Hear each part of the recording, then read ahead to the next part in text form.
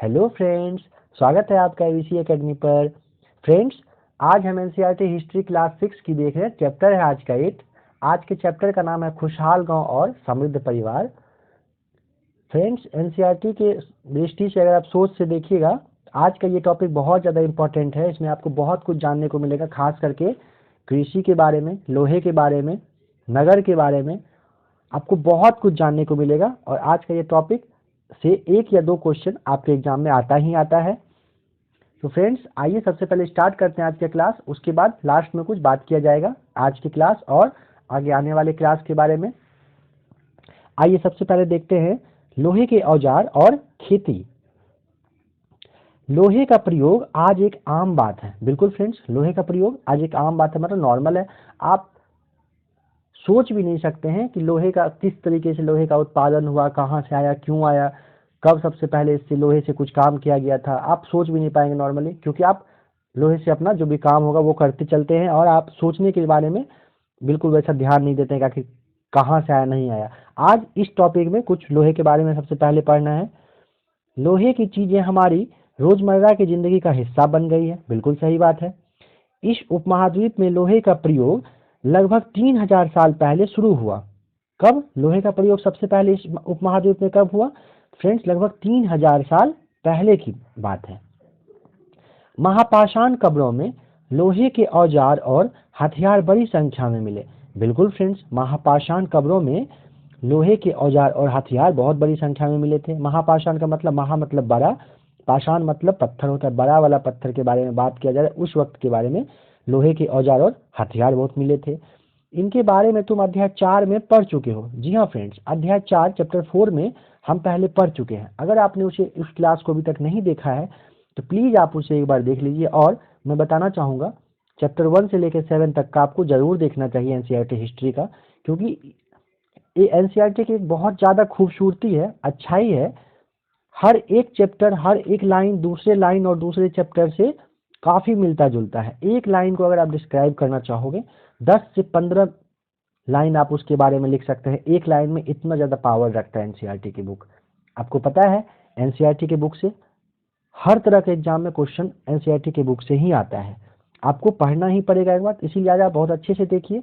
और मैं अगर बताऊं चैप्टर 4 में क्या पढ़ चुके थे, तो बता रहा हूं आपको। लोहे का प्रयोग लगभग 3000 साल पहले हुआ था, ठीक है।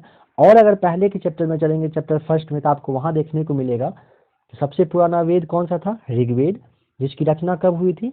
लगभग 3500 साल पहले हुई थी। कब? लगभग 3500 साल पहले।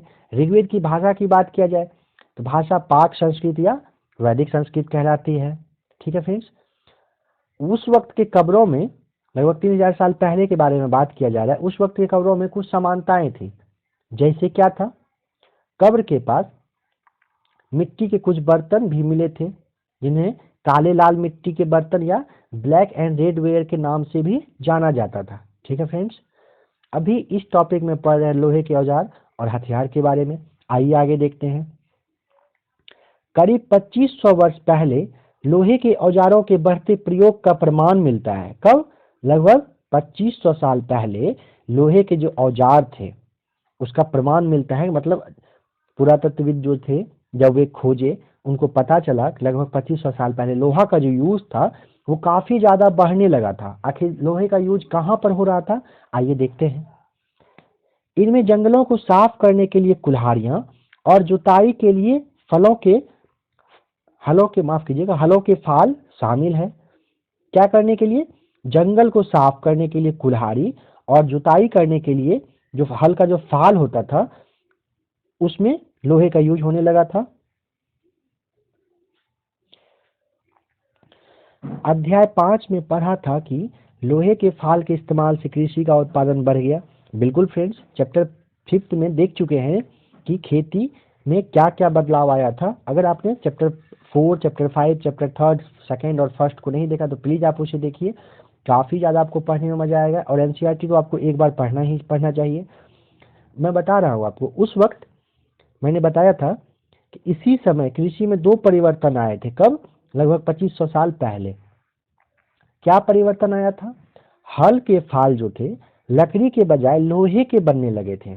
उस वक्त लगभग 2500-3000 साल पहले लोहे का नहीं देके बल्कि लकड़ी का वो फाल बनाते थे। उस वक्त किसान जो थे खेती करते थे, लेकिन लोहे के फाल उसके बाद बनने लगे थे, ठीक है, जिसकी वजह से काफी ज्यादा आसानी से खेत को जोता जाता था, फसल लगाया जाता था।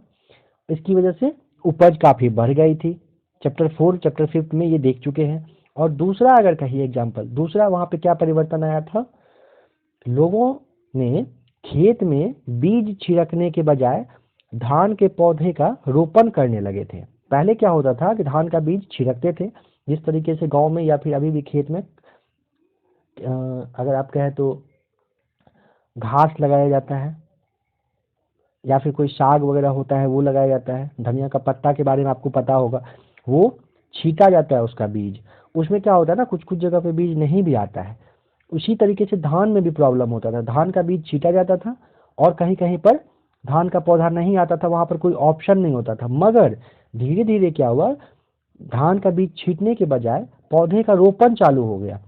रोपण मतलब एक छोटे से कॉलम बनाकर पहले बीज को छिड़का जाता था, वहां पर जब पेड़ आता था, बहुत छोटा सा कॉलम बना के, उतना बड़ा आप सोच, जितना बड़ा आपके घर का बेड होगा उतना बड़ा कॉलम बना करके, बस उतना बड़ा में धान के बीज को छिड़क कर वहां पर पौधा उगाया जाता था।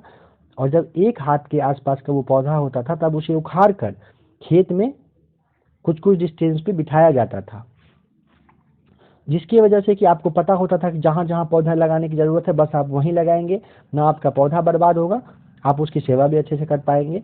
और इसी वजह से ज्यादा से ज्यादा पौधे जीवित भी रहने लगे थे और ज्यादा उपज होने लगी थी। तो ये दो बदलाव आया था, पहला लोहे का फाल, दूसरा बीज छिड़कने के बजाय पौधे का रोपण चालू हो गया था। चैप्टर 5 में ये देख चुके हैं, आप अगर नहीं देखे हैं तो प्लीज आप उसे एक बार देख लीजिएगा। आइए आगे देखते हैं।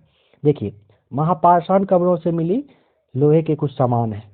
बाईं ओर इसके बारे में बात किया जा रहा है। घोड़े के लिए सामान, ये जो है घोड़े के लिए सामान है, ठीक है। नीचे बाईं और कुल्हाड़ी, ये कुल्हाड़ी है उस वक्त का, और नीचे ये कटार है, ये जो आप देख रहे हैं ये कटार है, चाकू के जैसा ये कटार है। ये लोहे का देख पा रहे होंगे आप, इसमें काफी ज्यादा जंक लगा हुआ है, ठीक है। आइए देखते हैं आगे। आइए देखते हैं, कृषि उत्पादन बढ़ाने के लिए उठाए गए अन्य कदम। कौन सा? सिंचाई। समृद्ध गांवों के बिना राजाओं तथा उनके राज्यों का बने रहना मुश्किल था। बिल्कुल फ्रेंड्स, अभी भी गांव अगर समृद्ध हो जाएगा तो आपको पता है शहर और आपका देश काफी हद तक डेवलप कर जाएगा। जिस तरह कृषि के विकास में नए औजार तथा रोपाई महत्वपूर्ण कदम थे, उसी तरह सिंचाई भी काफी उपयोगी साबित हुई। अभी मैंने आपको बताया था पीछे के पेज पर, बस वही चीज यहाँ पे दिया हुआ है। कृषि के विकास में नए औजार तथा रोपाई महत्वपूर्ण कदम थे, उसी तरह सिंचाई भी काफी उपयोगी साबित हुई। क्या देखिए, इस समय सिंचाई के लिए नहरें, कुएं, तालाब तथा कृत्रिम जलाशय बनाए गए। क्या बनाए गए? नहर खुदवाया गया, कुआं, तालाब, कृत्रिम जलाशय बनाया गया ताकि खेती कर पाए आसानी से। जब जरूरत हो तब आप पानी को अपने खेत में ले जा पाए, बारिश नहीं भी होगा तो भी आपका काम चलेगा। अब सवाल कहता है, गाँव में कौन रहते थे? गाँव में कौन रहते थे? आइए देखते हैं। इस उपमहाद्वीप के दक्षिणी तथा उत्तरी हिस्सों के अधिकांश गांवों में कम से कम 3 तरह के लोग रहते थे। इस उपमहाद्वीप के दक्षिणी तथा उत्तरी हिस्सों के अधिकांश गांवों में कम से कम 3 तरह के लोग रहते थे। कितने तरह के? 3 तरह के। आइए देखते हैं कौन कौन। तमिल क्षेत्र में बड़े भूस्वामी को वेल्लला। फ्रेंड्स, ये जो पॉइंट अभी आप देख रहे हैं, आप स्क्रीनशॉट लेना चाहें तो ले लीजिए, क्योंकि ये बहुत बार एग्जाम में आ चुका है और आएगा, और ये कंफ्यूज करने वाला है। तमिल क्षेत्र में बड़े भूस्वामी को क्या? वेल्लला कहते थे। साधारण हलवाहों को उनवार, साधारण जो हलवाहे थे उन्हें उनवार कहते थे। और भूमिहीन मजदूर दास कडेसियार। यहाँ पे फ्रेंड्स और की जगह शायद को होना चाहिए, नहीं तो आप कंफ्यूज कर जाएंगे ये लिखा हुआ क्या है। भूमिहीन मजदूर दास कडेसियार और माफ कीजिएगा को अधिमई कहते थे। क्या कहते थे? अधिमई। भूमिहीन मजदूर दास कडेसियार को अधिमई कहते थे। देश के उत्तरी हिस्सों में गांव का प्रधान व्यक्ति ग्राम भोजक कहलाता था। गांव देश के उत्तरी हिस्से में यानी कश्मीर के आसपास के एरिया के बारे में बात किया जा रहा है। गांव का जो प्रधान व्यक्ति यानी मुखिया की जैसे आप कह सकते, जैसे अभी आप मुखिया कहते हैं उसी तरीके से जो गांव का फेमस प्रधान होते थे, हेड आदमी होते थे, उन्हें ग्राम भोजक कहते थे। क्या कहते थे? ग्राम भोजक। ये वाला पॉइंट भी इंपॉर्टेंट है, मैं इसको कवर कर दे रहा हूँ। प्लीज आप इसका नोट्स एक तैयार कर लीजिएगा, चाहे वो सीटेट हो, यूपीएससी हो, चाहे कोई भी एग्जाम हो आपका स्टेट लेवल का, सब में ये क्वेश्चन आएगा ही। काफी ज्यादा इंपॉर्टेंट टॉपिक है। गांव का प्रधान व्यक्ति क्या? ग्राम भोजक कहलाता था। अक्सर एक ही परिवार के लोग इस पद पर कई पीढ़ियों तक बने रहे,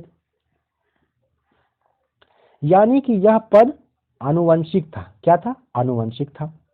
ग्राम भोजक के पद पर आमतौर पर गांव का सबसे बड़ा भूस्वामी होता था। भूस्वामी मतलब जिसके पास सबसे ज्यादा जमीन होता था, वही ग्राम भोजक कहलाता था, यानी मुखिया के रूप में आप कह सकते हैं। साधारणतया इनकी जमीन पर इनके दास और मजदूर काम करते थे। बिल्कुल, खुद से तो करेगा नहीं, जमींदार है तो आप समझ रहे हैं। इसके अतिरिक्त प्रभावशाली होने के कारण प्रायः राजा भी कर वसूलने का काम इन्हें ही सौंप देते थे। कर जो वसूलना होता था, टैक्स, वे इन्हीं को सौंप देते थे। किन्हें? ग्राम भोजक के बारे में बात किया जा रहा है। ये न्यायाधीश का और कभी कभी पुलिस का भी काम करते थे। ठीक है फ्रेंड्स, आप समझ पा रहे हैं कितना ज्यादा पावरफुल होता था? जिसके पास जमीन होता था काफी ज्यादा, वो काफी पावरफुल होता था। न्यायाधीश का भी काम वो करता था, वो पुलिस का भी काम कर देता था जरूरत पड़ने पर, टैक्स वसूलने का काम तो वो करता ही था। आइए देखते हैं आगे।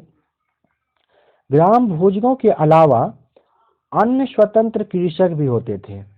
ग्राम भोजक यानी कि जिसके पास काफी जमीन है, उसके अलावा कुछ ऐसे भी व्यक्ति थे जो नॉर्मल कृषक थे और वो स्वतंत्र थे। उन्हें किसी के अंदर में नहीं रहना होता था, कोई काम वाम दूसरे का नहीं करना होता था, खुद का खेती करेंगे, उपजाएंगे, उससे अपना जीवन चलाएंगे, जिन्हें गृहपति कहते थे। गृहपति किसे कहते थे? आप हस्बैंड के बारे में मत सोचिएगा। गृहपति, गृहपति कहते थे जो स्वतंत्र होते थे, उनको अपना खेती से मतलब है बस। इनमें ज्यादातर छोटे किसान ही होते थे। कौन होते थे? छोटे किसान होते थे ज्यादातर। इसके अतिरिक्त कुछ ऐसे स्त्री पुरुष थे जिनके पास अपनी जमीन नहीं होती थी। इनमें दास कर्मकार आते थे, जिन्हें दूसरे की जमीन पर काम कर अपनी जीविका चलानी पड़ती थी। फ्रेंड्स, गांव में अभी भी बहुत ज्यादा किसान ऐसे हैं जिसके पास जमीन नहीं है और वे दूसरे की खेतों पर जाकर काम करते हैं, दूसरे के खेत में अपना खेती करके जीवन यापन करते हैं।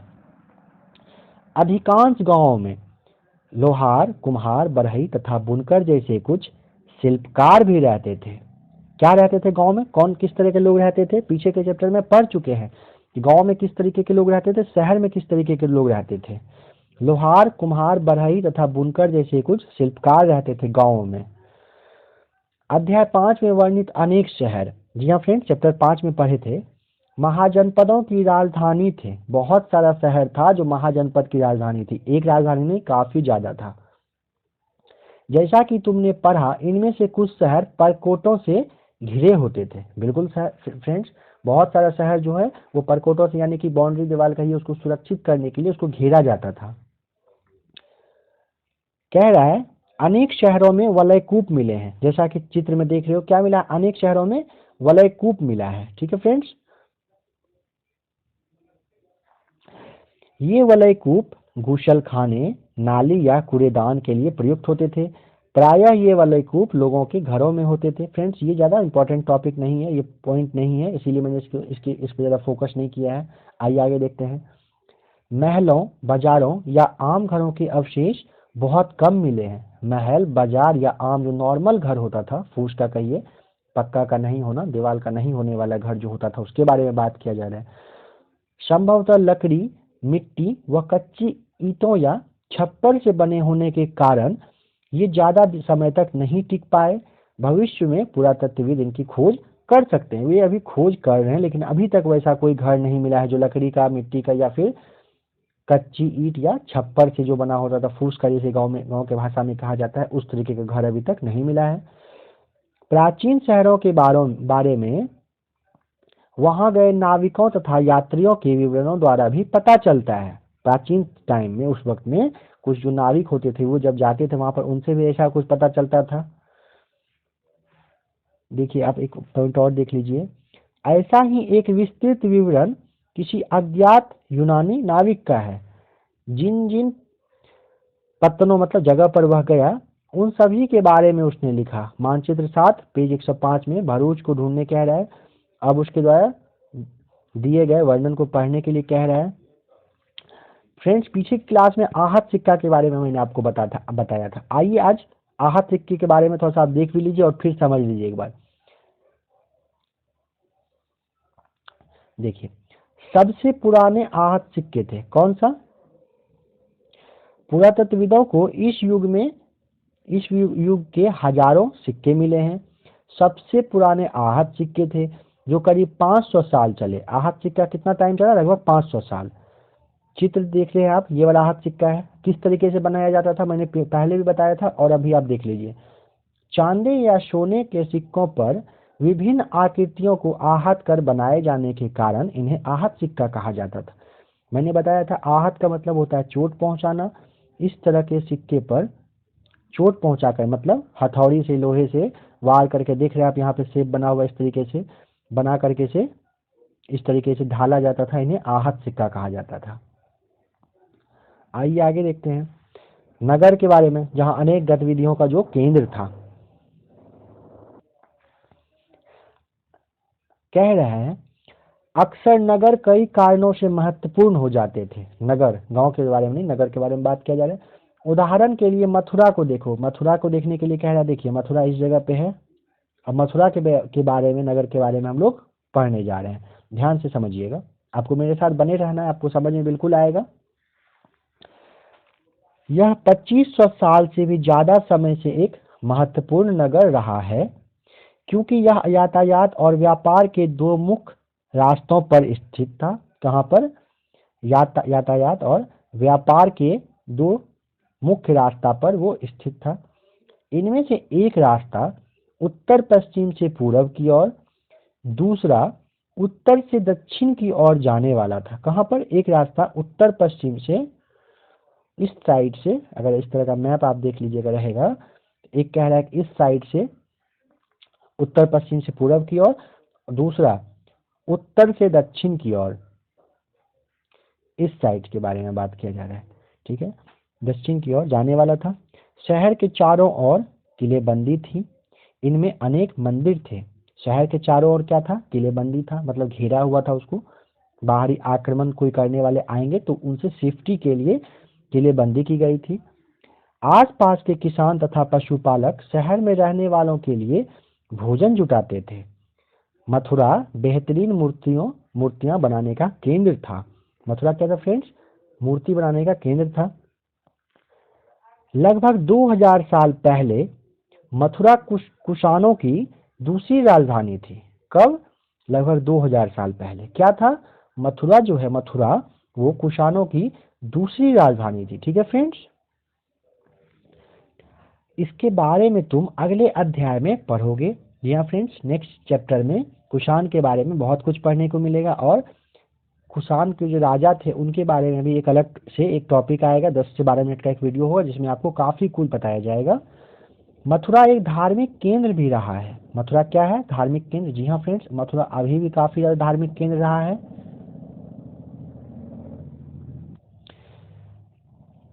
यहाँ बौद्ध विहार और जैन मंदिर मिले हैं। फ्रेंड्स, बौद्ध विहार मैंने पहले पीछे की क्लास में बौद्ध विहार के बारे में बताया था। विहार किसे कहते थे? जहाँ पर बौद्ध धर्म को, बुद्ध भगवान को मानने वाले जो उनके अनुयायी रहते थे, वे जहाँ पर रहते थे गुफा के नीचे या फिर उनके लिए जो घर जैसा बनाया जाता था, उन्हें ही बौद्ध विहार कहा गया था। और जैन मंदिर है, यह कृष्ण भक्ति का एक महत्वपूर्ण केंद्र था। भगवान कृष्ण की भक्ति का एक महत्वपूर्ण केंद्र था। वो काफी ज्यादा उस वक्त फेमस था और काफी ज्यादा भक्ति होती थी। अभी भी होती है लेकिन पहले के जैसा नहीं हो पाती है। मथुरा में प्रस्तर खंडों तथा मूर्तियों पर अनेक अभिलेख मिले हैं। आमतौर पर ये संक्षिप्त अभिलेख हैं जो स्त्रियों तथा पुरुषों द्वारा मठों या मंदिरों को दिए जाने वाले दान का उल्लेख करते हैं। प्रायः शहर के राजा, रानी, अधिकारी, व्यापारी तथा शिल्पकार इस प्रकार के दान करते थे। ठीक है, उदाहरण के लिए मथुरा के अभिलेखों में सुनारों, लोहारों, बुनकरों, टोकरी बुनने वालों, माला बनाने वालों और इत्र बनाने वालों का भी उल्लेख मिलता है। कहाँ पर? मथुरा के अभिलेख में। मथुरा का जो अभिलेख है उसमें, अभिलेख के बारे में भी मैंने पीछे की क्लास में बताया था, अभिलेख क्या होता है, किस तरीके से अभिलेख तैयार किया जाता है। शिल्प तथा शिल्पकार के बारे में देखते हैं। पुरास्थलों से शिल्पों के नमूने मिले हैं। इनमें मिट्टी के बहुत ही पतले और सुंदर बर्तन मिले हैं, जिन्हें उत्तरी काले चमकीले पात्र कहा जाता था, क्योंकि ये ज्यादातर उपमहाद्वीप के उत्तरी भाग में मिले हैं। जिस भाग में मिला उसी का नाम रखा गया।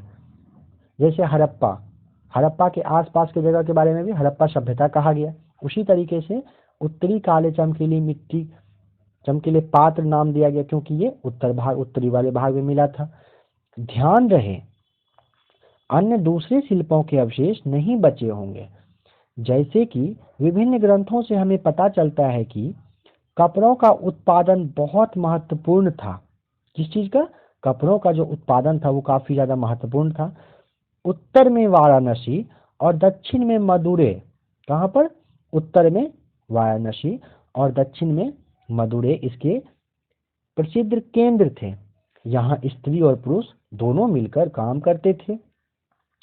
अनेक शिल्पकार तथा व्यापारी अपने अपने संघ बनाने लगे थे, जिन्हें श्रेणी कहते हैं। क्या कहते हैं? श्रेणी। श्रेणी किसे कहते थे? व्यापारी जो अपने अपने संघ बनाने लगे थे, शिल्पकार और व्यापारी, संघ को क्या कहा जाता था? श्रेणी। शिल्पकारों को श्रेणियों का काम प्रशिक्षण देना। किनको? शिल्पकार को जो था का जो काम था वो श्रेणियों का काम प्रशिक्षण देना, कच्चा माल उपलब्ध कराना तथा तैयार माल का वितरण करना था। जबकि व्यापारियों की श्रेणियों का, माफ कीजिएगा, जबकि व्यापारियों की श्रेणियां व्यापार का संचालन करती थी। श्रेणियां बैंकों के रूप में काम करती थी, जहां लोग पैसे जमा रखते थे, निकालते थे, पैसा निकासी करते थे। इस धन का निवेश लाभ के लिए किया जाता था। धन का जो निवेश करना होता था वो क्यों करते थे? लाभ कमाने के लिए किया जाता था। उससे मिले लाभ का कुछ हिस्सा जमा करने वालों को लौटा दिया जाता था, या फिर मठ आदि धार्मिक संस्थानों को दिया जाता था। ठीक है फ्रेंड्स, आइए देखते हैं आगे। सूक्ष्म निरीक्षण अरिकामेडू के बारे में देखते हैं। देखिए, लगभग 2200 से 1900 साल पहले अरिकामेडू एक पत्तन था। पत्तन क्या होता है देख लीजिए। जहां दूर दूर से आए जहाजों के सामान उतारे जाते थे, उन्हें पत्तन कहा जाता था, यानी बंदरगाह कहा जाता था। यहाँ ईंटों से बना एक ढांचा मिला है जो संभवतः गोदाम रहा है। यहाँ भूमध्य सागरीय क्षेत्र के एम्फोरा जैसे पात्र मिले हैं। एम्फोरा जैसे पात्र मिले हैं, आइए उनके बारे में देखिए। इनमें शराब या तेल जैसे तरल पदार्थ रखे जा सकते थे। क्या रखा जाता था? शराब या फिर तेल जैसा जो पदार्थ होता है उसे रखा जाता था। इनमें दोनों तरफ से पकड़ने के लिए हत्थे लगे थे। पकड़ने के लिए, जैसे कढ़ाई में एक तरह से पकड़ने के लिए होता है ना, साइड से आप पकड़ सकते हैं, उठा सकते हैं दोनों हाथ से, उसी तरीके से हत्थे लगे थे। साथ ही यहाँ एरेटाइन जैसी मुहर लगे लाल चमकदार बर्तन भी मिले हैं। किस तरह का? एरेटाइन जैसे मुहर लगे लाल चमकदार बर्तन भी मिले हैं। इन्हें इटली के एक शहर के नाम पर एरेटाइन पात्र के नाम से जाना जाता है। आप सोचेंगे एरेटाइन क्यों रखा गया, नाम क्यों रखा गया? तो क्योंकि इटली के एक शहर के नाम पर एरेटाइन नाम दिया गया था।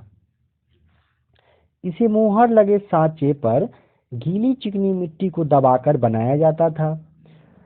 कुछ ऐसे बर्तन भी हैं जिनका डिजाइन तो रोम का था, किंतु ये वहीं बनाए जाते थे।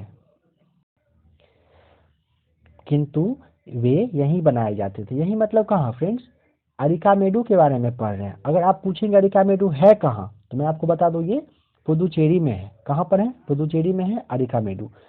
बात हम लोग उसी के बारे में कर रहे हैं, मगर कह रहे हैं कि वो रोम में ऐसा डिजाइन वहां पर दिया गया है जिसे देखकर आपको लगेगा शायद ये रोम में बना था, लेकिन ये बनता था कहाँ? भारत में, अपने उपमहाद्वीप में बनता था।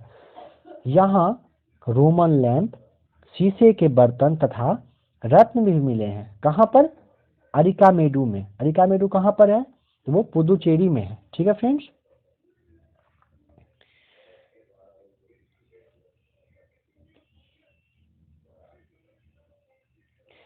आइए देखते हैं। साथ ही छोटे छोटे कुंड मिले हैं जो संभवतः कपड़े की रंगाई के पात्र रहे होंगे। छोटे छोटे कुंड मिले हैं। कुंड मतलब अभी जैसा आप कह सकते हैं टब के जैसा वो कुंड मिला है जो संभवतः कपड़े की रंगाई के पात्र रहे होंगे। यहाँ पर शीशे और अर्ध बहुमूल्य पत्थरों से मन के बनाने के पर्याप्त साक्ष्य भी मिले हैं। आइए कुछ इंपॉर्टेंट पॉइंट देखते हैं। उपमहाद्वीप में लोहे की प्रयोग की शुरुआत कब हुई थी? जो अभी हम पढ़ चुके हैं बस वही दिया गया है, उसी को आपको एक बार रिवीजन करना है। उपमहाद्वीप में लोहे के प्रयोग का शुरुआत कब हुआ? लगभग 3000 साल पहले। लोहे के प्रयोग में बढ़ोतरी नगर आहत सिक्के कब हुए? लगभग 2500 साल पहले। संगम साहित्य की रचना कब हुई थी? लगभग 2300 साल पहले। और अरिकामेडू का जो पत्तन था वो लगभग 2200 से लेके 1900 साल पहले तक का था। अभी हम देख चुके हैं उसके बारे में जस्ट। अगर 2300 साल पहले फ्रेंड्स आपसे पूछ दिया जाए 2300 साल पहले के बारे में कुछ बताइए क्या हुआ था, क्या आप बता पाएंगे? अगर आप पीछे की क्लास को अच्छे से देखे होंगे तो आप शायद अभी आपको आपके माइंड में आ गया होगा कि क्या था उस वक्त। मैं आपको बताऊं, मौर्य वंश के जो संस्थापक थे चंद्रगुप्त मौर्य 2300 साल पहले ही अपने साम्राज्य का वो स्थापना किया था। ठीक है फ्रेंड्स। 2500 साल पहले अगर चले, महाजनपद का उदय हुआ था। उसी वक्त अन्य नगरों का विकास भी हुआ था। खासकर गंगा और समुद्र तटीय वाले इलाकों में नगर का विकास हुआ था। 3000 साल पहले चले तो राजा बनने की प्रक्रिया में बदलाव आया था। उस वक्त यज्ञ किया जाता था, घोड़े को छोड़ा जाता था। पीछे क्लास में आप अच्छे से देख चुके हैं। अगर 2400 साल पहले बात किया जाए, जो बुक में नहीं है, मैं कुछ वो भी बता रहा हूँ आपको। 2400 साल पहले की बात किया जाए तो उस वक्त चीन का जो दीवार है, जो 6400 किलोमीटर लंबी दीवार है, उसका वो बनना स्टार्ट हुआ था उस वक्त 2400 साल पहले। ठीक है फ्रेंड्स। 3000 साल पहले लोहे का प्रयोग। 3500 साल पहले ऋग्वेद के बारे में आप पढ़ चुके हैं। ऋग्वेद की रचना लगभग 3500 साल पहले हुई थी। फ्रेंड्स, एक या दो वीडियो में बनाऊंगा जो इंपॉर्टेंट डेट से रिलेटेड रहेगा, किस साल क्या हुआ था उसके बारे में आपको पढ़ना पड़ेगा। अभी तो आपने एनसीईआरटी हिस्ट्री का देखा, चैप्टर 8 6 की क्लास की बुक काफ़ी ज़्यादा मायने रखती है आपके हर एग्जाम के लिए। बहुत बच्चा की तरह इसमें सारा कुछ देकर समझाया गया है। बहुत जल्द नेक्स्ट वीडियो आएगा, नेक्स्ट चैप्टर आएगा। नेक्स्ट चैप्टर का नाम होगा व्यापारी, राजा और तीर्थयात्री। 6 से लेकर 12 तक का एनसीईआरटी बुक से रिलेटेड हर चैप्टर को आपको करना है, आपको पढ़ना है, बहुत अच्छे से पढ़ना है, नोट्स तैयार करना है। इस क्लास में आपको ये सब, इस चैनल पर आपको सारा क्लास अवेलेबल होगा, सारा क्लास आपको मिलेगा। अगर आपको कुछ और भी चाहिए, कुछ और भी बताना हो तो आप बताइएगा। बहुत जल्द 6 क्लास की एनसीईआरटी बुक खत्म होने वाली है, फिर एक नया टॉपिक के साथ हम लोग आगे बढ़ेंगे। अगर आपको फ्रेंड्स इस वीडियो में कुछ सजेशन देना होगा तो प्लीज़ आप कमेंट करिएगा। अगर वीडियो अच्छा लगा होगा तो आपको पता ही है क्या करना है। बहुत जल्द मिलेंगे एक नए वीडियो के साथ। वीडियो देखने के लिए आपका बहुत बहुत थैंक्स।